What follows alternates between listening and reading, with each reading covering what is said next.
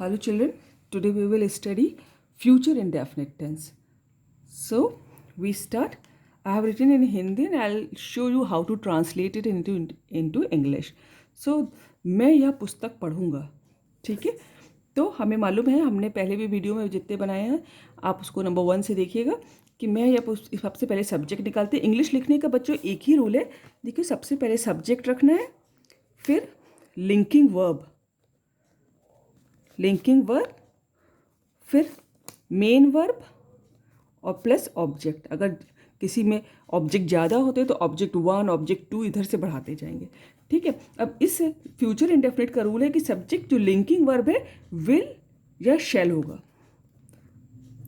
ठीक है, और वर्ब की फर्स्ट फॉर्म होगी, वर्ब की फर्स्ट फॉर्म। तो subject plus linking verb plus verb की फर्स्ट फॉर्म प्लस ऑब्जेक्ट, ये रूल है इसका।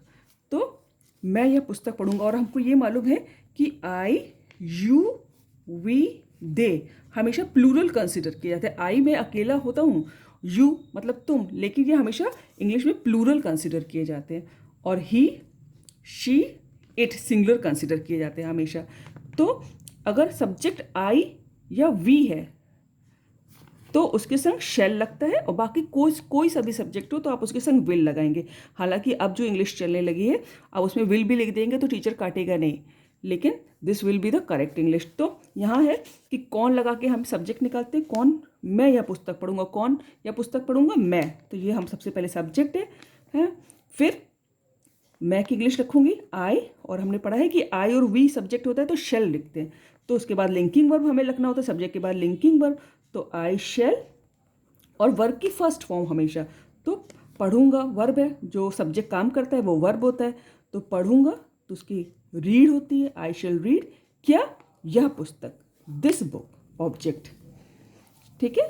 तो कितना इजी है, देखिए हमने रूल पढ़ लिया कि subject linking verb verb object. और फ्यूचर इंडेफिनिट में गागी गे को हम विल या शेल से दिखाते हैं। अगर सब्जेक्ट आई या फिर डब्ल्यू वी है तो शेल, ऑलवेज शेल, अदरवाइज और कोई सा भी सब्जेक्ट होगा तो हम विल रखेंगे। तो मैं यह पुस्तक पढ़ूंगा, I shall read this book, ये सब्जेक्ट है, पढ़ूंगा वर्ब है, और यह पुस्तक पूरा ऑब्जेक्ट है, ठीक है। और इसके बाद हमको सब्जेक्ट के बाद लिंकिंग वर्ब रखना होता है, चूंकि आई था इसलिए शेल, ठीक है। नेक्स्ट देखिए, हम कल हॉकी खेलेंगे, ठीक है। तो इसमें कौन कल हॉकी खेलेंगे, हम। तो हम हमारा सब्जेक्ट है, सब्जेक्ट ने जो काम किया वो क्या काम किया, खेलेंगे, क्योंकि ये फ्यूचर टेंस है। फ्यूचर टेंस को गागी गे से दिखाते हैं, फ्यूचर जो आने वाला है कि हम ये कल खेलेंगे, हम जाएंगे, हम पढ़ेंगे, हम खाएंगे, ठीक है। तो वर्ब, ये वर्ब है हमारा। अब देखिए इसमें दो ऑब्जेक्ट हैं, हम खेलेंगे क्या, हॉकी, जो ऑब्जेक्ट 1, ठीक है। कब, कल, जो ऑब्जेक्ट 2, ठीक है। तो हमें मालूम है हमको इंग्लिश में वी कहते हैं, और हमने पहले पढ़ा है कि आई और वी सब्जेक्ट होता है तो शेल रखते हैं, क्योंकि शेल हमको गागी गे दिखाता है। वी शेल, खेलने को क्या कहते हैं, play, always first form of the verb, we shall play hockey, object 1 फिर कब, टुमारो।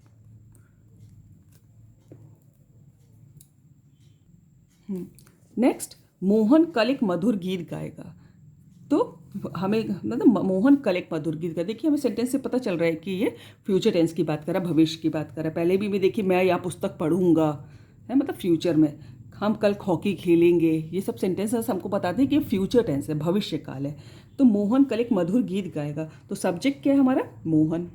सबसे पहले हमने सब्जेक्ट रख दिया। अब देखिए आई और वी के संग तो शेल रखना था, लेकिन बाकी सबके संग विल, तो मोहन विल है। अब मोहन क्या काम करेगा, गीत गाएगा, है, गाएगा, गाएगा हमारा वर्ब है, क्या, एक मधुर गीत पूरा, क्या करेगा, क्या गाएगा, एक मधुर गीत, ये हमारा ऑब्जेक्ट 1 है। और कब, एक कल, तो ये ऑब्जेक्ट 2 है हमारा। तो जैसे जैसे हमने लिखा है बस उसकी इंग्लिश लिखेंगे, सब्जेक्ट लिंकिंग वर्ब, गीत, गाएगा, गाएगा, मोहन विल सिंग, क्या, a sweet song, a sweet song, कल, टुमारो। कितना सिंपल है इंग्लिश लिखना, बस ये लिंकिंग वर्ब वो वर्ब बदलते जाते हैं हर टेंस के हिसाब से। बाकी अंग्रेजी लिखने का नियम हमेशा ये होता है कि subject linking verb verb object, ठीक है। लिंकिंग वर्ब की जगह हो सकता हो कि मॉडल्स हो, बस this is the only difference. See the next one, वे तुम्हारी आज्ञा का पालन करेंगे। कौन? सब्जेक्ट।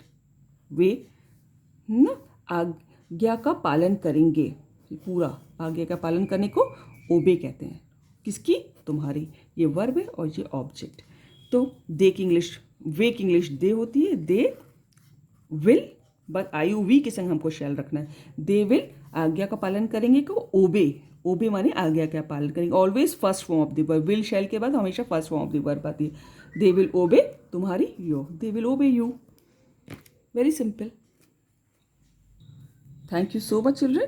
और नेक्स्ट वीडियो में हम इन्हीं सेंटेंसेस को नेगेटिव में, और उसके नेक्स्ट वीडियो में इन्हीं सेंटेंसेस को इंट्रोगेटिव में कैसे चेंज करते हैं, ट्रांसफॉर्म करते हैं, ये सीखेंगे। Thank you so much.